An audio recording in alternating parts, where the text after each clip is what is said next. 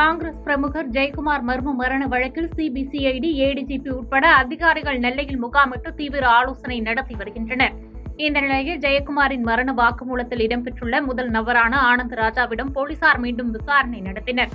மேலும் கடிதத்தில் இடம்பெற்றுள்ள KV தங்கபாலு உட்பட காங்கிரஸ் நிர்வாகிகளிடம் அடுத்தடுத்த விசாரணை நடத்த இருப்பதாக கூறப்படுகிறது. எனவே ஜெயக்குமார் வழக்கில் சிபிசிஐடி விசாரணை தீவிரமடைந்துள்ளது. புதுக்கோட்டை அருகே அரசு பள்ளியில் கதவை உடைத்து பள்ளியில் இருந்த பொருட்களை மர்ம நபர்கள் திருடி சென்றது அப்பகுதியில் பெரும் பரபரப்பை ஏற்படுத்தியுள்ளது. புதுக்கோட்டை சமத்துவபுரத்தில் உள்ள நகராட்சி தொடக்கப் பள்ளியில் நேற்று இரவு மர்ம நபர்கள் பள்ளியின் கதவை உடைத்து டேபிள் ஃபேன், சீலிங் ஃபேன் ஆகியவை திருடிச் சென்றதோடு வகுப்பறையில் வைக்கப்பட்டுள்ள LCD டிவியையும் சேதப்படுத்தி சென்றுள்ளனர். இதனை அறிந்த பள்ளி நிர்வாகம் திருக்கோகரம் காவல் நிலையத்தில் புகார் தெரிவித்தனர்.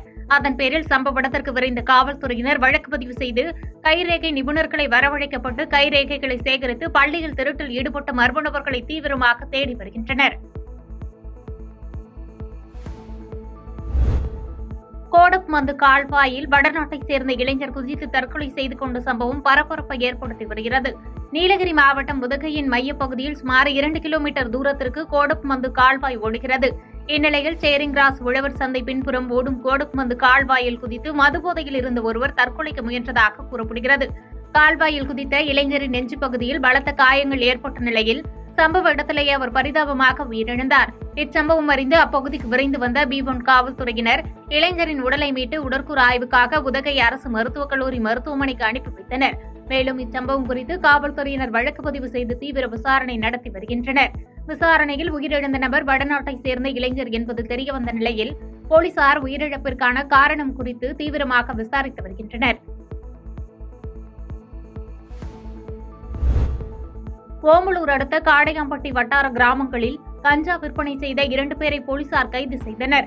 1 கிலோ கஞ்சாவை பறிமுதல் செய்து 2 பேரையும் சிறையில் அடைத்தனர்.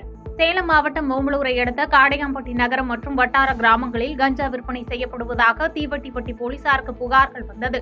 இதையடுத்து கஞ்சா விற்பனையை தடுத்து விற்பனை செய்பவர்களை கைது செய்யுமாறு DSP சஞ்சீவ்குமார் ஓமலூர் உட்கோட்ட காவல் நிலைய போலீசாருக்கு உத்தரவிட்டார்.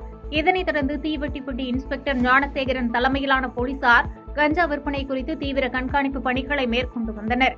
காடையாம்பட்டி, தீவட்டிப்பட்டி பேருந்து நிறுத்தம், பண்ணப்பட்டி ஆகிய பகுதிகளில் இளைஞர்கள் மாணவர்களை குறிவைத்து விற்பனை செய்வது தெரியவந்தது. இதையடுத்து பண்ணப்பட்டி பள்ளி அருகே கஞ்சா விற்பனை செய்து வந்த பண்ணப்பட்டி மார்க்கவுண்டன் புதூர் கிராமத்தைச் சேர்ந்த கவியரசு, மகா மாதவராஜ் ஆகிய 2 பேரை பிடித்து விசாரணை நடத்தினர். இந்த விசாரணையில் ஆந்திராவில் இருந்து கஞ்சா வாங்கி வந்து கிராமப்புறங்களில் பதுக்கி வைத்து விற்பனை செய்வது தெரியவந்தது. தொடர்ந்து அவர்களிடமிருந்து 1 கிலோ கஞ்சா பொட்டலத்தை பறிமுதல் செய்தனர். மேலும் கைது செய்த இருவரையும் ஓமலூர் நீதிமன்றத்தில் ஆஜர்படுத்தி ஓமலூர் கிளை சிறையில் அடைத்தனர்.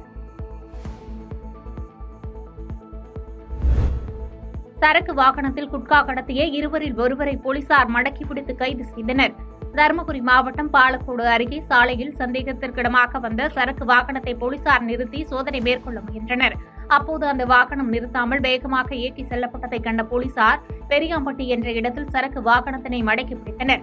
அப்போது வாகனத்தில் பயணித்த இருவரில் ஒருவர் தப்பி ஓடிய நிலையில் ஒருவர் பிடிபட்டார். தொடர்ந்து சரக்கு வாகனத்தினை திறந்து சோதனையிட்ட போது வாகனத்திற்குள் 65 மூட்டைகளில் சுமார் 750 கிலோ அளவிற்கு தமிழக அரசால் தடை செய்யப்பட்டுள்ள குட்கா பதுக்கியிருப்பது கண்டுபிடிக்கப்பட்டு குட்காவுடன் வாகனத்தையும் சேர்த்து பறிமுதல் செய்து காரிமங்கலம் போலீசார் விசாரணை நடத்தியதில் பிடிபட்டுள்ள நபர் மைசூரை சேர்ந்த சுரேஷ் என்பதும் தப்பி ஓடிய நபர் மைசூரை சேர்ந்த சசாங் என்பதும் தெரியவந்துள்ளது. மேலும் விசாரணையில் கர்நாடக மாநிலத்திலிருந்து தருமபுரி வழியாக பல்வேறு ஊர்களுக்கு குட்கா கொண்டு செல்ல இருந்தது தெரியவந்த நிலையில் பிடிபட்டுள்ள குட்காவின் மதிப்பு சுமார் 5 லட்சம் ரூபாய் எனவும் வாகனத்தின் மதிப்பு சுமார் 7 லட்சம் ரூபாய் எனவும் போலீசார் தெரிவித்துள்ளனர். பாதகம் செய்பவரை கண்டால் நாம் பயங்கொள்ளலாகாது பாப்பா, மோதி மிதித்து விடு பாப்பா, அவர் முகத்தில் உமிழ்ந்து விடு பாப்பா.